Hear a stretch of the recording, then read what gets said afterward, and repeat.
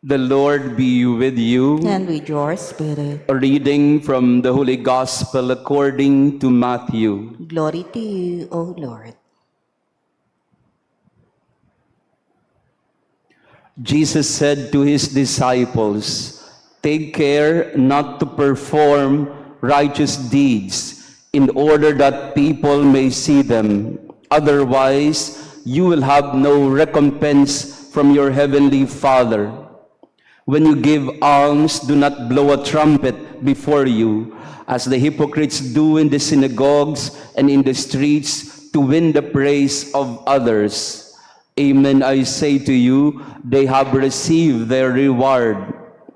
But when you give alms, do not let your left hand know what your right is doing, so that your almsgiving may be secret, and your Father who sees in secret will repay you.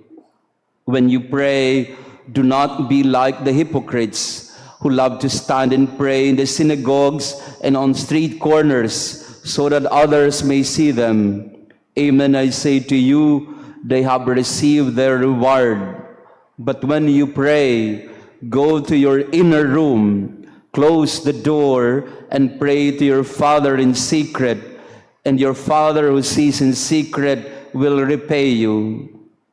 When you fast, do not look gloomy like the hypocrites. They neglect their appearance so that they may appear to others to be fasting. Amen, I say to you, they have received their reward. But when you fast, anoint your head and wash your face, so that you may not appear to be fasting, except to your Father who is hidden, and your Father who sees what is hidden will repay you." The Gospel of the Lord. Praise to you, Lord Jesus Christ. Please be seated. Praise be Jesus Christ. Now and forever. Laudetur Jesus Christus. Semper Laudetur. Magandang umaga sa inyong lahat, mga kapatid. Pakibati din ang katabi natin ng Happy Valentine's. Yan, hindi naman po masamang ngumiti dahil Ash Wednesday. At maganda yung talaban ng dalawang pagdiriwang na ito na ipapaliwanag natin ngayon. To our online parishioners, thank you also for being with us and praying with us this morning.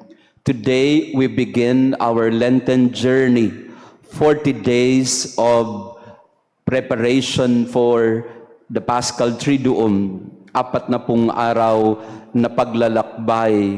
Sa mga unang Kristiyano, sa mga sinaunang Kristiyano, ang kanilang tradisyon mula sa araw na ito ay yung tinatawag nilang stationes, kung saan galing salitang station or statio.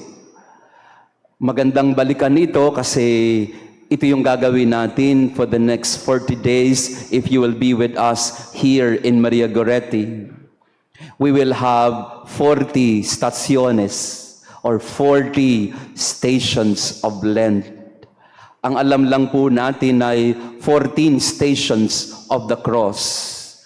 That is, going back to the last hours of Jesus, beginning with Pilate's sentencing of Jesus, and then up to Calvary and resurrection. Yun po yung alam nating 14 na stasyon ng krus. Pero hindi natin alam masyado yung tinatawag nilang stationes of Lent.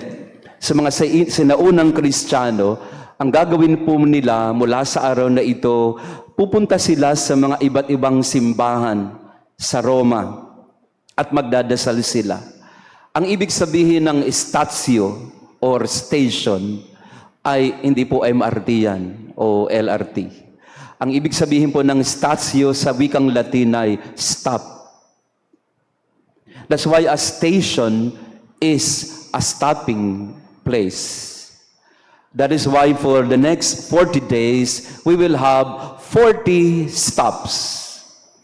We will have 40 holy pauses. Pagtigil. Para saan? Pagtigil para magdasal. And this year is the year of prayer, so I would like to encourage all of you join us in these 40 staciones of Lent. 40 stations of Lent. Hindi lang 14 stations of the cross, but 40 stations of Lent. Bakit po mahalaga ito at bakit magandang matutunan natin ito? Kasi ito po ay hindi paglalakbay sa iba't ibang lugar. Ito po ay paglalakbay paloob. The 40 stations of Lent, yes, it is about pilgrimages, about different places of worship, but more than anything else, this 40 stations is a journey of the heart. May I introduce you to this ancient practice of 40 stations of Lent. And the first station is the heart. The first stop of our journey is the human heart. Tama-tama naman po na ang unang tigil natin, ang unang station natin ay Valentine's Day.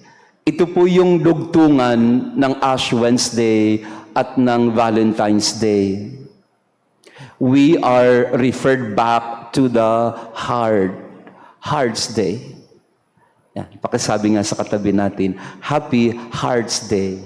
And this is also our first station for Lent. Ito yung sinasabi ng lahat ng ating mga pagbasa. Kung babalikan po ninyo ang unang pagbasa from the prophet Joel, ang sabi po niya, return to me with your whole heart. Ibalik niyo sa akin ang inyong buong puso. Magbalik loob kayo. Yun ang ibig sabihin ng balik loob. Balik sa loob. At ano yung loob? Yung puso. Yun yung kalooban. Rend your hearts, not your garments. Ang sabi ng propeta Joel. Sabi rin sa ating responsoryo, Salmo responsoryo, a clean heart create for me, O God. Linisin mo ang aming puso, Panginoon. Sinasabi din ni San Pablo sa pangalawang pagbasa, be reconciled to God. Let your heart be reconciled to God. And in our gospel reading from Matthew chapter 6, binabalik tayo sa pinaka-sentro na dahilan at kahulugan ng pag-aabuloy, pag-aayuno, ng pagdarasal.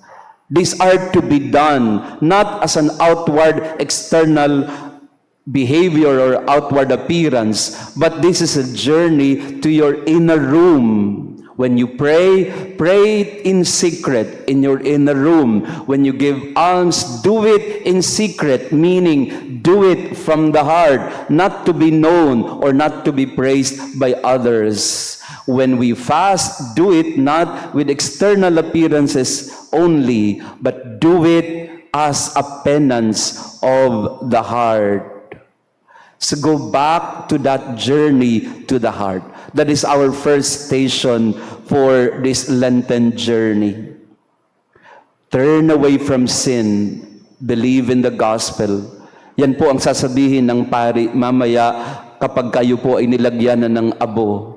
Ang abo sa Miyerkules de Ceniza, yes, it's about our mortality. Yes, it is about being dust, and unto dust we shall return. But on the other hand, it also refers to our sinfulness. The dust is the dirt in our hearts, the dirt in our lives, the sins that we have committed, the sinful life that we are living, and that the heart needs to be brought back, reconciled with God. Kaya ang ganda po ng araw na ito, sa araw ng Valentine's Day, sinasabi rin sa atin ng simbahan, balikan mo ang iyong puso, linisin mo ang iyong puso, ibalik mo siya sa Panginoon. Turn away from sin and surrender your heart to Jesus in repentance. Yun po yung pinakapuso ng Kwaresma. Hindi po yung mga pupuntahan nating bisita iglesia, hindi po yung mga ilang stations of the cross ang ating gagawin, ilang pagbubuhat ng krus ang ating gagawin, hindi po yun. Partly yes, we will do that also. And I would like to invite you to our parish pilgrimage and we would announce to you soon kung saan tayo pupunta. But more than our different stations outside, it's important that the journey is towards inside. And the first stop, the first station is the heart. So as we begin our Lenten season, let us review our heart. What is in your heart? Is it full of joy, full of hope, full of love? It is Heart's Day anyway. Ito ba'y puno ng pag-ibig? O ang pusong ito ay puno ng mga, sabi nga ni Cardinal Chito, ay puno ng mga hinanakations sa buhay? Yan, tingnan nga natin ang katabi natin. Kumusta ang kanyang puso? Puno ba yan ng hinanakit? Puno ba ng galit o ng inggit? Puno ba yan ng kasalanan? Rend your hearts, sabi ni Prophet Joel, not your garments. Ibig sabihin ng rend your heart, punitin mo ang puso mo at buksan mo para malaman mo kung anong nandyan. Because our Lenten journey would be meaningless if it is just for a show. Just to tell people that we are Catholics, kaya merong krus sa aking noo. It is not for a show or for appearances. You are wearing the mark of the cross in your forehead to tell you and to remind you, first of all, ilagay mo sa isip mo na kailangan mong magbalik loob. Na kailangan nating magbalik loob. Na ang ating puso ay kailangan nating ayusin. We have to sort it out. And happy Valentine's Day sa inyong lahat. Dahil Valentine's po, meron po kaming mga bulaklak na ipamimigay mamaya sa inyo. Mga ladies lang po ang bibigyan namin. Nagbigay po ulit yung ating sponsor, no? Lagi po sila nagbibigay ng mga bulaklak. Kaya lang ngayon po ay Ash Wednesday. Hindi natin pwedeng ilagay sa altar. Kaya dahil dyan, ibibigay na lang namin sa inyo. With a promise that you will observe fasting today. So, tatanggapin niyo pa ba yung bulaklak? Yan. So as a way of celebrating Valentine's and Ash Wednesday, let us go back to the heart. Balikan ang puso. Oh, by the way, birthday din ni Ate Marie, yung ating lector, ang ating prayer leader sa Rosary. Batiin natin siya mamaya ng happy birthday kasi magpapakain siya mamaya para sa inyo lahat, breakfast. But today, I would like to invite you very sincerely, go back to the heart. Balikan ng puso. The Lord is emphatic when He said, it is not about your fasting, almsgiving, and your prayer that is outward, that matters. What is important is that when you observe these pillars of Lent, you try to do it from the heart. Kung mag-aabuloy ka, galing sa puso. Hindi lang nagkukwenta ka agad kung magkano binigay mo o magkano ang nawala sa'yo. Pag nagbibigay ka, ibigay mo nang galing sa kalooban mo. At kung ikaw ay nag-aayuno, hindi para sabihin sa kanila na mas magaling ka. Kung hindi, ikaw ay gumagawa ng penitensya kasi gusto mong linisin, ayusin ang kalooban mo. Kung ikaw ay nagdadasal, hindi para ipakitang ikaw ay banal, kung hindi para magbalik loob sa Panginoon. To pray intensely, to give alms, to observe fasting and abstinence. It's all for what purpose? Conversion. Pagsasaayos ng puso. Mamaya po, pagkatapos din ng misa, we have Ate Flora, I think. I don't know if she's here. Andito na ba siya? Wala pa. Yan. Mamaya magkakaroon din tayo ng healing of the heart. No? Kung sino man ang nais magkaroon ng karanasan ng mapayapa ang puso natin. This Heart's Day, we pray for healing of the heart and sorting out of what's in our heart so that as we begin the Lenten journey, our heart is in the right place, turn to the right person, the Lord. First station, the first stop in the Lenten journey, our heart. Praised be Jesus Christ. Now and forever. Please all stand.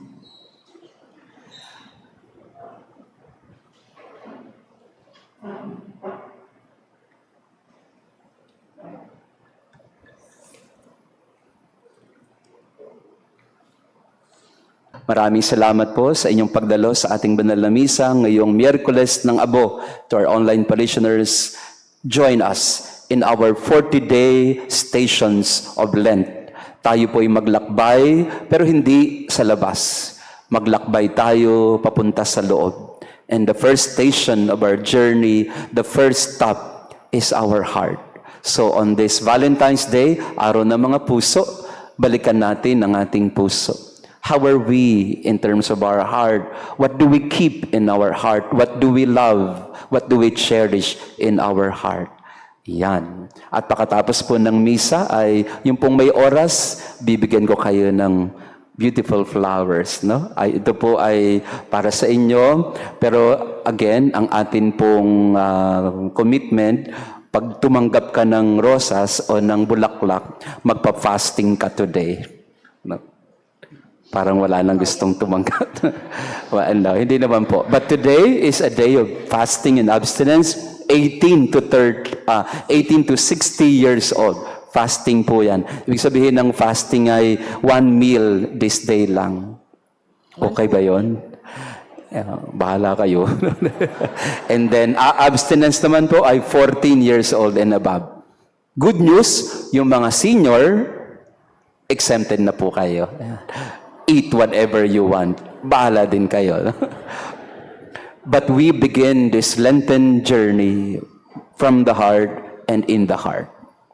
The Lord be with you. And with your spirit. And may our loving God bless you and your family, the Father, the Son, and the Holy Spirit. Amen. Our Mass has been offered. Go in peace and consecrate, surrender your heart to the Lord. Thanks be to God.